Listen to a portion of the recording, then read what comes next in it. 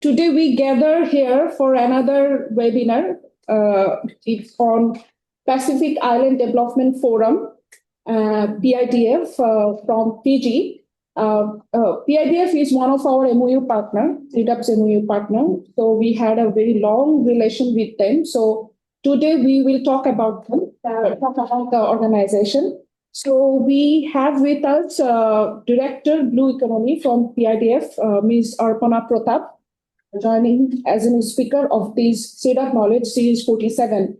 So now I'm requesting our Honorable OIC of CIRDAP, the Director Research, Dr.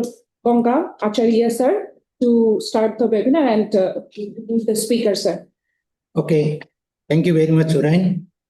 Good afternoon, good morning, good evening as well to everybody there. Today we are going to hear Ms. Arpana Pratap, who is the director at Pacific Island Development Forum. And there is a Blue Economy initiative is going on, and she leads that program. As the director, she leads efforts to build strong regional and national frameworks for the growth of the blue economy in the Pacific Islands. Her work ensures ocean-based economic growth while protecting nature, natural capital, and environmental services. She has over 15 years of experience in marine science, ocean governance, policy and monitoring and evaluation. Her academic background spans marine science, governance, public policy, and development studies.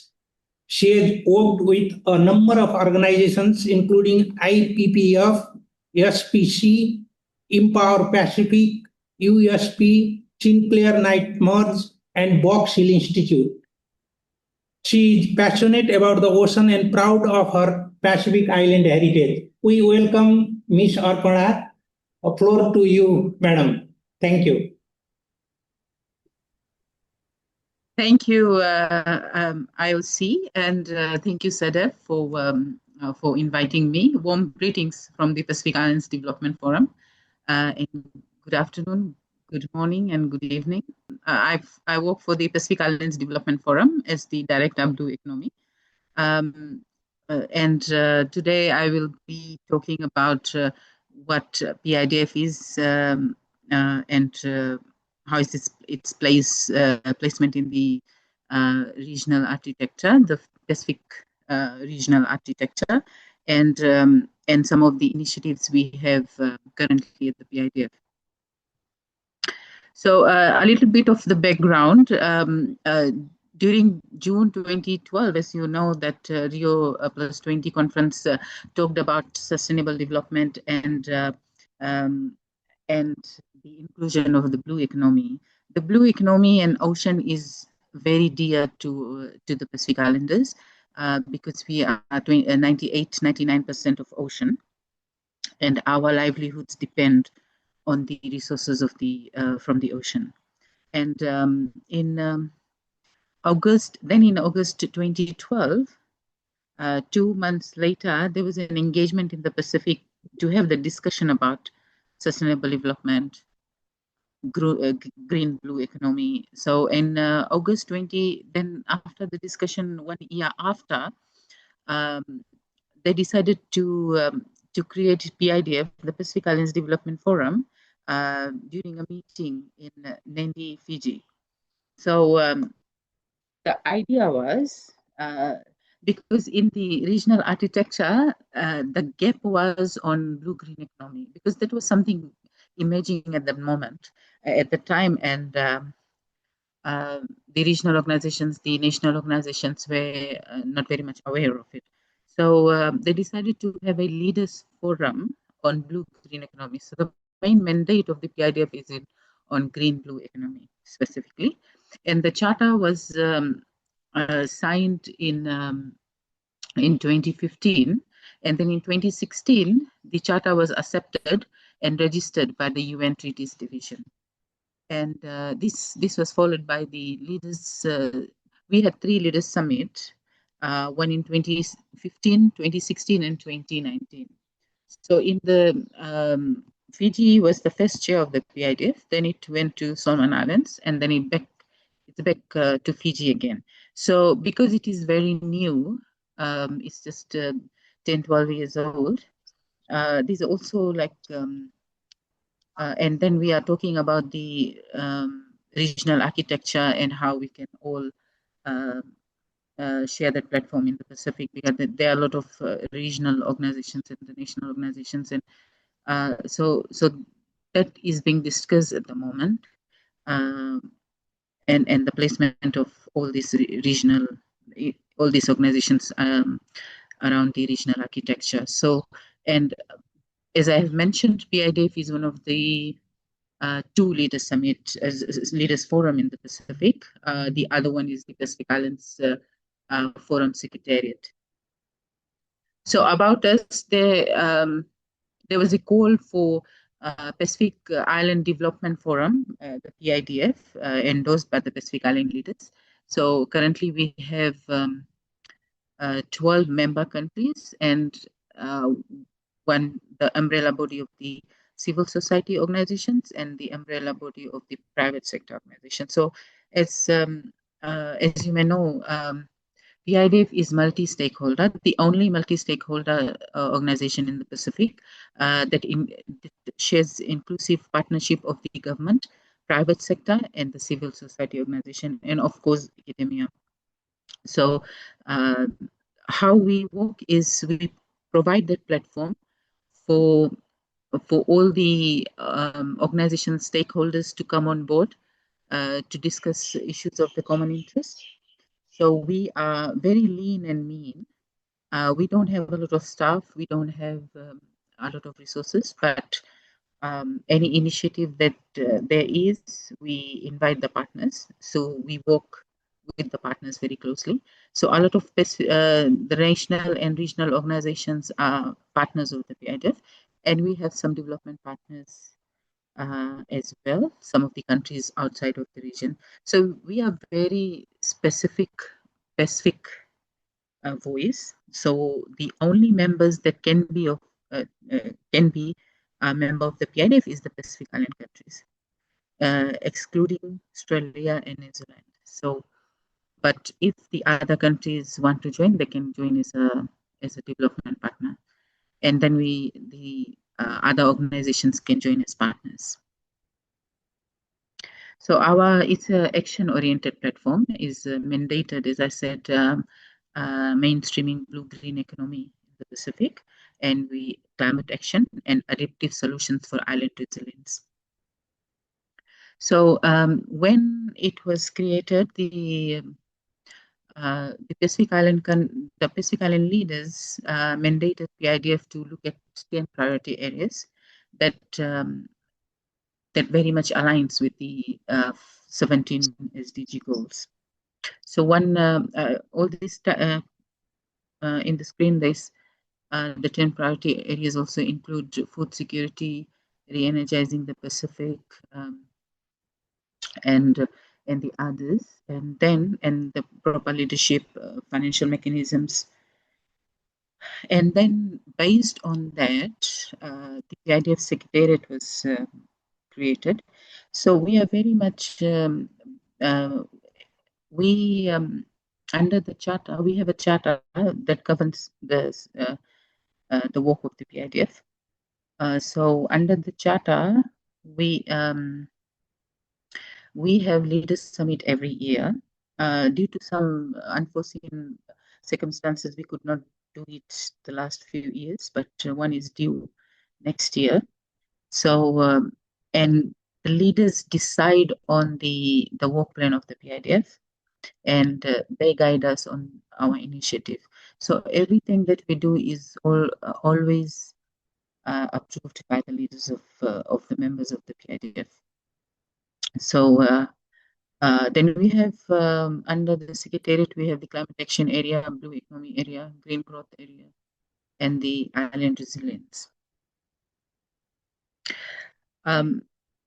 When it was created, that the PIDF needed to be independent, so the process had started on creating the regional Development Trust Fund. This is was also requested by the members. So that would sustain funding. This is a sustainable funding mechanism for the operation of the PIDF, because the contribution, the financial contribution from the members is voluntary, and it has always been voluntary. So just to be more stable, we have the regional development. It's in the process actually. And the Senior Officials Committee agreed in 2020 to establish this based in Fiji. So at the moment, it has been finalized. So it just needs to be endorsed by the leaders. As you can see in the screen, we have a lot of partners, national, regional, and international partners who work with the PIDF as the need arises. So there's a lot of, it depends on the initiative. So the partners come on board. So I will quickly go through the overview of the PIDF programs.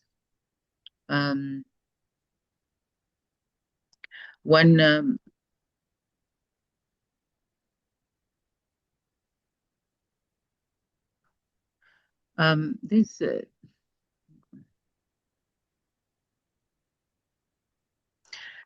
so one of the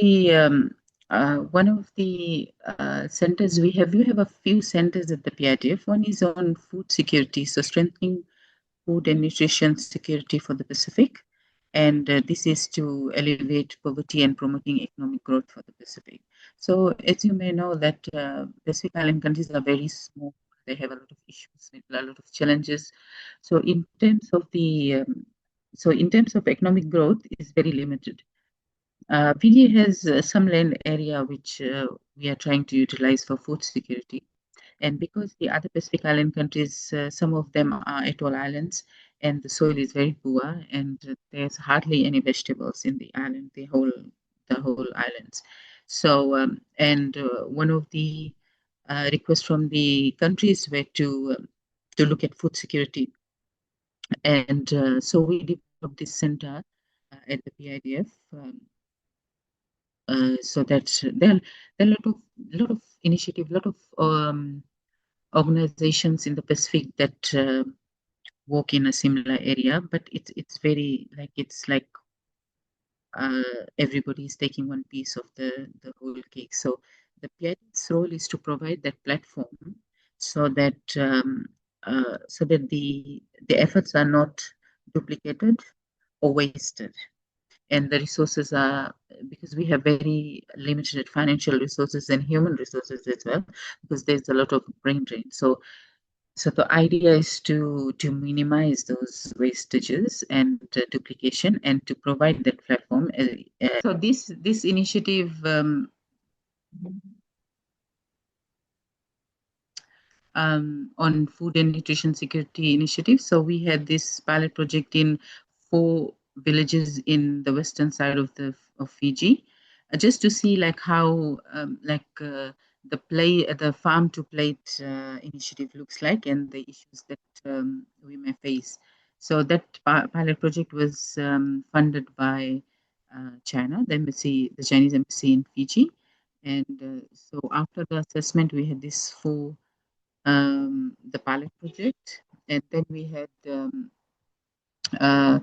then after a lot of discussion with the Pacific Island countries, we came up with the Pacific Fresh Air Link initiative. This initiative is to link food security and the trade of fresh produce from Fiji to other Pacific Island countries like Nauru, Marshall Islands, FSM, and Kiribati. So after this, the initial discussion, the other Pacific Island countries were also interested in joining. So it has become a big initiative. And I must add that I had a lot of discussion with CIRDAP about this as well. So we are, and CIRDAP is a major technical partner for this initiative. So this. It's in the process. We are having some discussions with the member countries and then with the stakeholders, and it's going ahead with these countries to start with. So this is, if this is successful, it will have a great impact on the lives of the communities or in the Pacific, because you may know that we have a lot of NCDs related. We are one of the leaders in the NCD related issues and diseases, and also in terms of economic growth. We desperately need some economic growth for the countries in the Pacific, and of course, food security and resilience. So I'm just going through the initiative quickly, but if you have any questions, please don't hesitate to ask. So this is, and so coming to the blue economy, which is my favorite subject.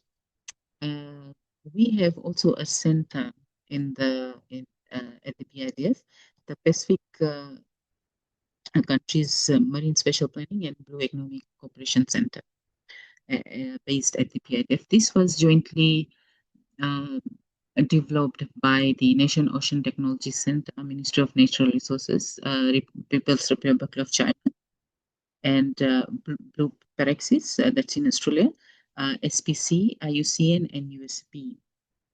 So initial budget for this 5-year project was about 2.7 million, and this we provided.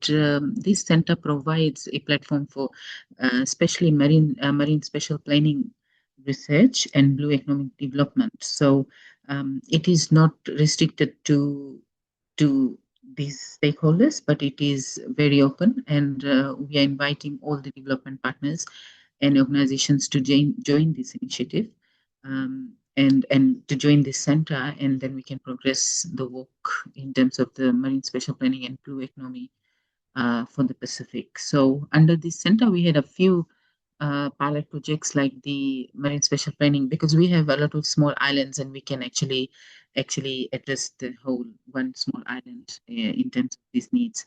So I'm not sure, later on in the slides, I will also talk about how we develop model communities, model islands, so that it can be replicated or upscaled in the Pacific and in other regions as well globally. So, and that is showcased at international global platforms for others to adapt. So this is a blue-green island concept, which now recently UNDP has been talking about. So this blue island concept is about having like a sustainable development concept, model for the community or for the island. Some of the islands here has only one village, very little population, like 100 or 150 or 200. So so that's one of the other concept we have, an initiative. It is very popular actually, and so like I've said that we have some pilot projects for marine special planning, and Vitilevu is the biggest island in Fiji, and we have chosen that for the model island for the marine special planning. And then we have this Malacca Island in Ovalau Island that was done in 2024.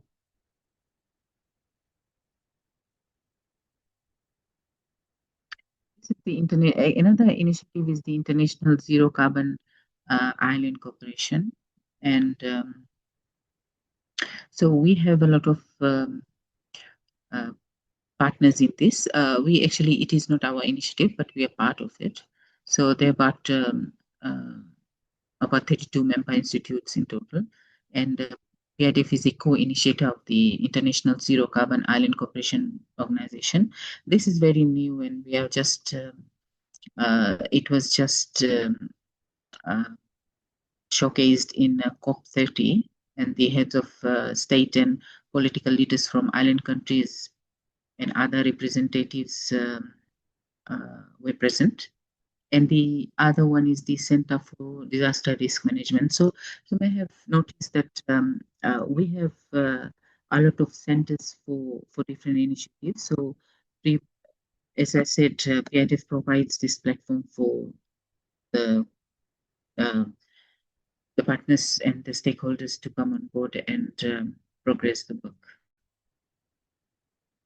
As I have mentioned, the Green Island concept. So in the diagram, you can see that in the Green Island concept, we have all the areas covered, like the clean transport, renewable sources of energy, proper waste management, food security, and then management of fisheries resources. So this concept, this island, Green Island concept, and in our context, the Blue Island concept, is about the holistic approach to environmental management at that island, and that creates the model island for the countries to adopt.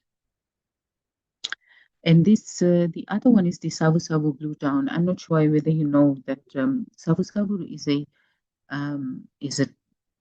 a town in the second biggest island of Fiji, and it is very beautiful, and is tourist attraction. This model, the Blue Town model, is being created it's like it has been there for a while now, but slowly, and there's a bell farm there as well, and then recycling, renewable sources of energy, proper education system on environmental, programs. So, and ecotourism. So it is getting into a model town,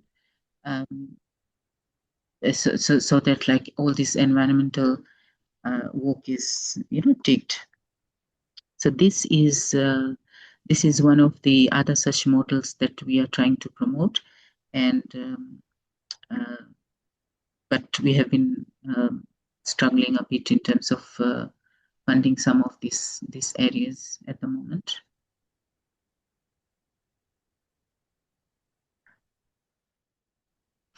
This one is interesting. This is in partnership with one of the organizations in India. It's the Entrepreneurship Development Institute of India, and also the Commonwealth Secretariat. So this project addresses the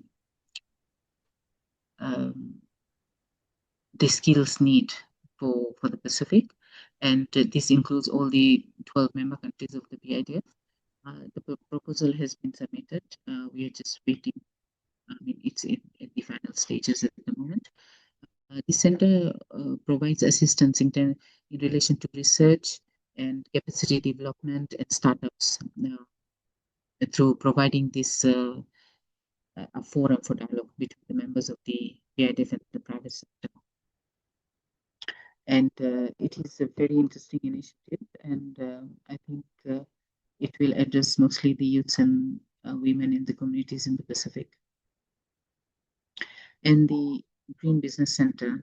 So because as I have mentioned that the private sector is very much part of the PIDF and one of the major members of the PIDF, this center, this Green Business Center aims to provide support to this private sector in designing and implementing strategies. It's like the startups that I think the more developed countries had a lot of focus in, and to make their businesses more sustainable while making remain profitable. So, and as I have mentioned about the Pacific Center for Skill Startup and Entrepreneurship, this very much aligns with this center. So these are some of the other initiatives that the PIDF is taking interest in. One is the Ocean Climate Finance. So we contributed to the Commonwealth Guide to Ocean Climate Finance, and then the Global Blended Finance Alliance that sits in Indonesia, and we are approached to be the Pacific coordinator for this initiative. And and some of these other initiatives like Navy's Declaration on Climate Finance. And because PIDF is a partner to the declaration, mostly the global initiative needs a base in the Pacific, and usually the Pacific Islands Development Forum becomes the coordinator. And marine ocean wave energy, this is not very much progressed, but and it is not very, it's not a focus for the Pacific at the moment, but we are trying to, because we have a big ocean space, we are trying to get the research done on this. Fiji Bamboo Development Center, this is in partnership with the Ministry of Forestry and INPA, and then PIDF to serve as a focal point for bamboo-related activities. And also the United Nations South-South Cooperation, as I have mentioned, for this, for UNOSH as well, the PIDF serves as a regional counterpart and a coordinator in the Pacific for their initiatives. So this is all I have. I have quickly gone through the initiatives so that I do not bore you. But if you have questions, please, now we can have more discussions about the initiatives and about PIDF in general. So thank you very much. And please feel free to have any questions if you want. Okay. Thank you so much, ma'am, for giving us such a very descriptive description about the initiatives of PIDF. Now, this is the time for, actually, it's an interactive session. And at the end of each webinar, we do an interactive session. It's not such a question and answer session. It's an interactive and discussion session. So, floor is open. So, anyone have any comments or any thing to say, can directly ask to the speaker, or you can drop it at our chat box so we can read on behalf of you. So please. Thank you, ma'am, for your insightful presentation on your initiatives and activities. Myself, I'm Dr. Venkat Mallu, working as a program officer in CIRDAP. It was interesting to know your initiatives, especially related to the blue economy initiatives and our blue economy unit. I found that you are working in few areas like food security, especially focusing on hydroponics. I just wanted to know more about these hydroponics systems. Whether is there any low cost technologies developed under this unit, or you are taking scaling up different technologies developed by other countries? Just give me some more information about these initiatives, ma'am. And also, one more is that you're also partnering with EDI, Entrepreneurship Development Institute of India, Ahmedabad, India, especially focusing on skill development to rural youth and entrepreneurship development in the Pacific countries. So I just wanted to know a few more details about these two initiatives. Thank you. For the first one, hydroponics, I mentioned that most of the Pacific Island countries do not have good land. So even for Fiji, we are small in terms of land. The good thing is that we don't have a lot of population, so we still have land available. So hydroponics works in places where we have limited land space.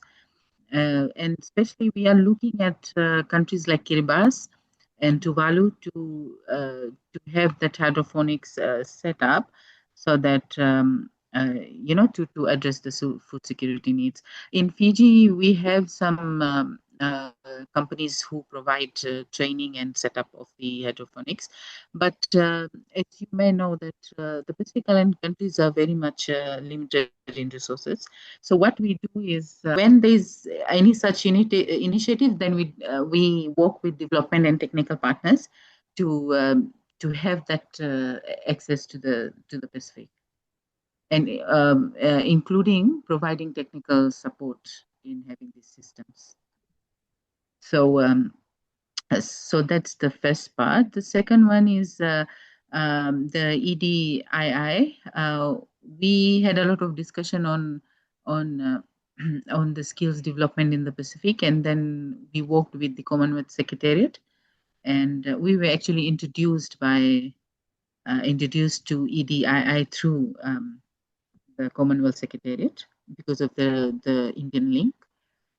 I think the senior economist from the Commonwealth Secretariat. So after a lot of discussions, then we came up with we developed this proposal for skills development in the Pacific, and that's how it started. And then after screening through the Commonwealth Secretariat and the London Indian High Commission, and so now, as I have mentioned, that it is at the last stage of approval. Household level we can take up, and that lead to the food security, which is the aim of the ultimate goal of that activity. So I just wanted to know whether such technologies are adopted in already adopted, how many are working, how many are scaled up in the region.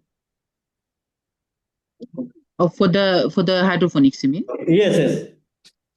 So here, actually, I just want to add some more points here that it's a model where the hydroponics with vegetable and leafy vegetable cultivation also integrated with that model, so that a household can accommodated with the same products for food security purpose, and also they will get some livelihood over there. So such models are there. So whether such models from other countries also adopted? If not actually, the Pacific countries are very behind in all these technologies. So I have seen in other bigger countries that it's very much developed, this sector, and you have quite advanced stages of this implementation. But for Fiji, it has just started. So it's very fascinating to see if there is a hydroponic setup. So everybody is like, interested, and so it has started. So there's some 1 or 2 or 3 companies that are actually doing it, and they are based in Fiji, and they are going to other Pacific Island countries and providing their services. So it's very limited, and because there is not much competition, it's very costly to have that setup. So not everybody can afford it. So our aim through the food and nutrition security is to have to give more access to the communities. So in Fiji and in the Pacific Island countries, we have villages, like the Fijian villages work like, you have a big piece of land and all the houses are together. So even if they farm, they do any activities, it's all together. So it's not individual households. And that's the good part. Yes, ma'am, carry on. Yeah, so that's the good part, because when we start this initiative, we can address a lot of people, in the village together. So when one greenhouse, for example, is set up, like this is for the whole village. So sometimes the village is like 60 people, sometimes like up to 200 people, and so so this kind of model really works in the communities. So our aim is to get this set up in the villages, in the communities, so that it can really benefit the communities. And one greenhouse in one community is enough for their livelihoods. It's enough. It can provide enough income,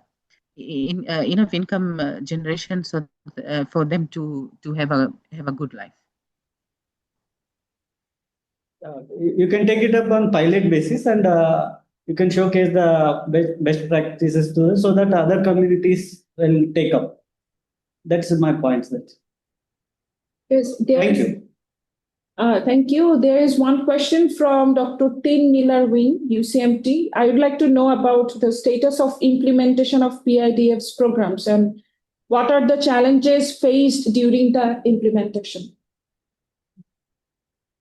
For the PIDF programs, these are ongoing, which I have mentioned. Some I have not mentioned, which has completed. For example, there was a big research project funded by ACP EU. And also there were some aquaculture projects where we had this community-based aquaculture developed and modules produced so that they were trained and they can, sustain their livelihoods through this aquaculture farming. But the ongoing projects, because of the limited financial and human resources, PIDF works like, creating model communities, model projects, not very big and but scalable and can be replicated in other parts. So so that the challenges, the issues, the opportunities are all analyzed and can be adapted, when we have set up in other areas. So this is how we work, so that we don't require a lot of resources. In terms of there are a lot of challenges, of course, especially in terms of technical capacity as well, because we have a lot of brain drain and limited human resources and also financial resources. We are not able to progress as we want. But we have a lot of international partners and development partners that come on board when required. For example, in the food and nutrition security, I'm very grateful to CIRDAP for their assistance. Like, they have already started providing assistance by looking at the concept and providing their advice and guide. I think this kind of partnership is very much needed. So any small project we can collaborate so that the lessons learned and the opportunities that come out of it can be shared with other Pacific Island countries and other regions as well. I'll give you a good example of a good partnership in marine spatial planning. So in the UNESCO International Ocean Commission, they're progressing MSP for the Western Pacific, and whenever we have the meeting, we have the workshop, we come all of us come together, like Malaysia, Indonesia, the Asian countries. From the Pacific, I'm there, so we exchange ideas, we exchange knowledge, so that and it's progressing very well. So any initiative, I would request that we have, we can come on board and have share ideas and resources as well, so that we can progress things for the people.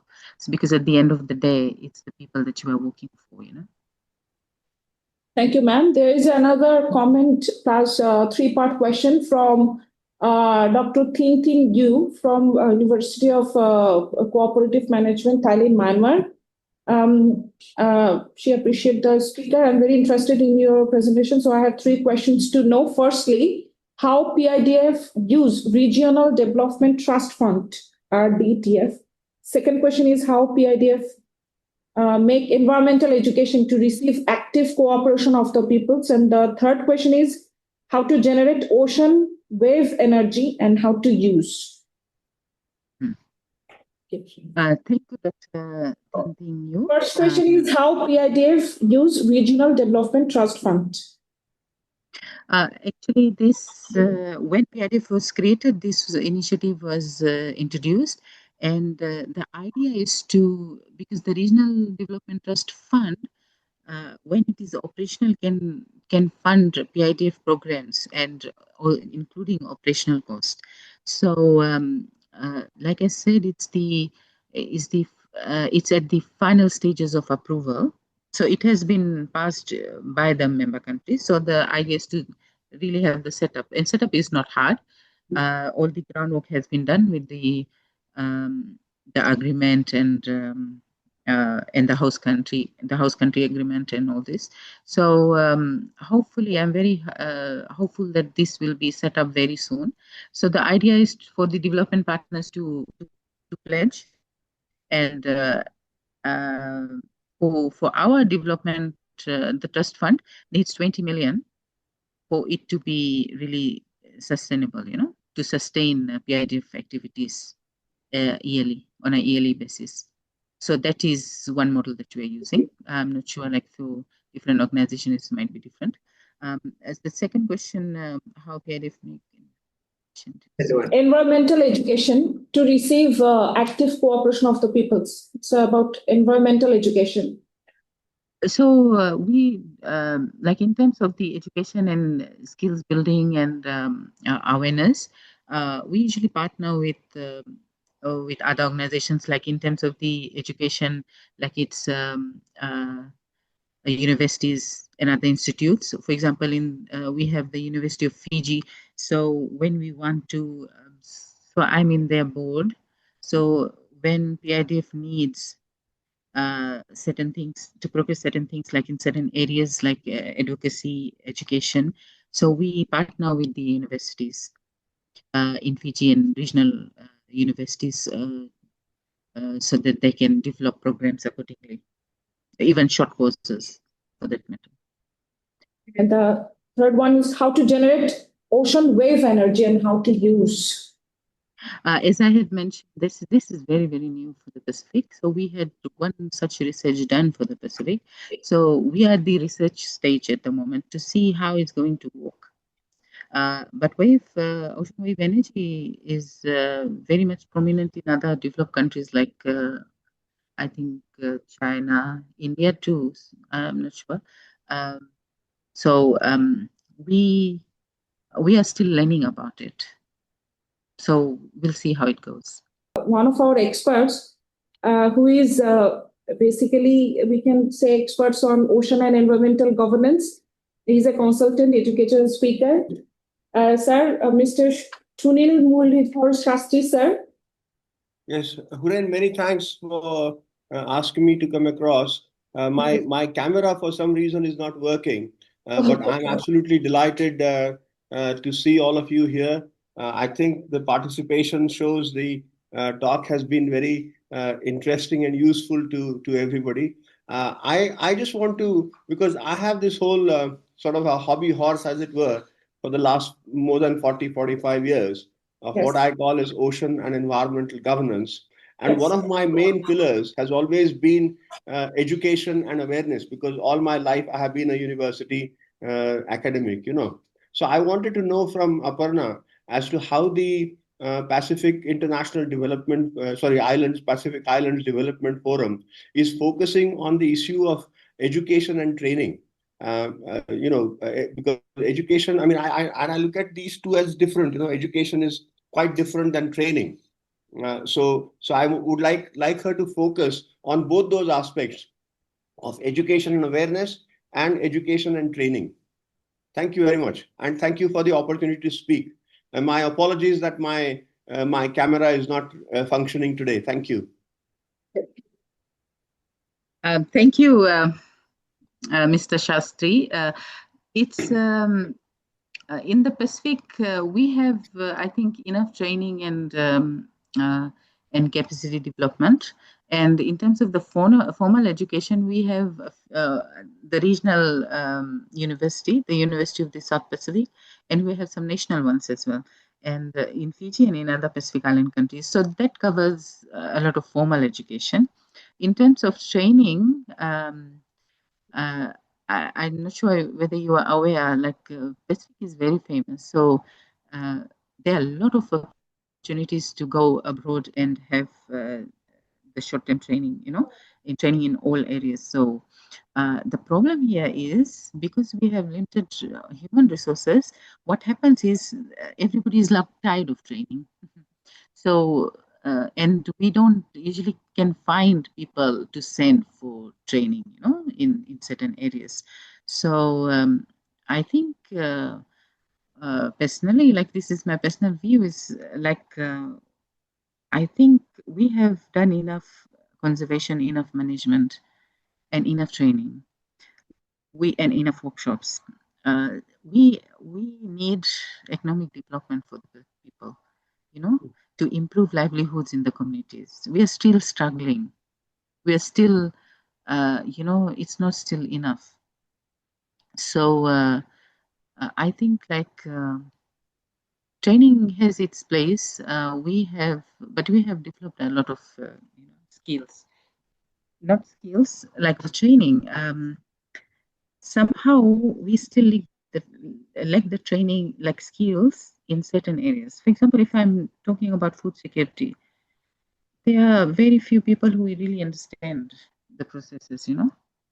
It's the when you talk about the supply chain, when you talk about the value chain, like we still need a little bit of skills development. And usually when the development countries request for trainees for their training program, they have the program already developed from their side. So what we need is we need to request for training in certain areas where it is needed in the Pacific. Thank you very much. Thank you. Thank you, ma'am. There is another question. It's from In Aymar from UCMT Myanmar. How does Pacific Center for Skills, Startups and Entrepreneurship, I think, how does it work actually? Pacific Center for Skills, Startups and Entrepreneurship. So how it will work is, because like I said, it's we have submitted the proposal and it's in the final stages of approval. This will because it's a center will be based at the PIDF, and through this center we will work with the communities, especially youths and women, and upskill them in the areas that is needed for different communities. So for example, the coastal communities in Fiji, for example, would need skills related to the coastal environment, and like skills like aquaculture development, own preparation, ocean-based aquaculture, which is actually non-existent in the Pacific at the moment. So all this it depends on the specific areas. So we will do a lot of research to see like what is needed where, and then we will select good initiatives and we'll fund them. Okay, thank you, ma'am. We still have a couple of minutes. Any last one or two comments? So before wrapping up by our Honorable OIC, so okay, yeah, from our side, yeah. Thank you, Arpana ji. This is Thapa. This is Babu Gaji Thapa from CIRDAP. I don't have anything to tell. I appreciate your comprehensive presentation about PIDF. And my one query, I'm not pretty sure whether I termed it is correctly I termed or not. You mentioned one initiative like Global Blended Climate Finance. You are initiating this project, yeah? What is this project, madam? This is the this was decided in Indonesia by a few countries, and Fiji is a member of this initiative. So only Fiji from the Pacific. So the idea is to have the blended finance. This initiative will provide funding for climate change adaptation and mitigation for member countries. So because Fiji is a member. Fiji is the only member. This initiative, based in Indonesia, has requested PIDF to be the coordinator in the Pacific to get in more membership from the Pacific, and also to because there are a lot of initiative, a lot of projects that needs to be funded. So for PIDF to assess and implement these projects on the ground. But this is in the initial stages at the moment. So, but going quite strong. This project actually meant for the Pacific Island, basically, right? Pacific Island countries. Okay. Okay, so we are down to our very last minute. Now, thank you all for joining. Now I'm requesting our OIC, Director Research Sir, to say the final conclusion remark. Thank you so much, Arpana ji, for your elaborative deliberation on PIDF's initiatives in the Pacific region. We are today around 100 participants. We listened to you, and then I hope that every participants, they benefited from your deliberation. I think for us in the CIRDAP, it is, we are very happy to see that PIDF is bringing some innovative initiatives to enhance the livelihoods of the Pacific population, as well as to tackle the climate challenges. One of the most vulnerable region of the world, actually, Pacific Island nations. And then we are happy to extend, if any support we can extend to the Pacific region. CIRDAP is always ready to extend any sort of collaboration with you in any of your initiatives. If you find somewhere relevance, we are happy to extend our collaboration. I thank you all participants for your enthusiastic participation in this deliberation, as well as for today's key speaker, our Arpana ji, for your nice deliberation. Thank you so much. Thank you. Thank you all so much for joining. And this recorded version of webinar will be placed in our YouTube. So kindly go through our website. You can find the YouTube link there. So thank you. Thank you all for joining with us. Thank you. Have a nice day.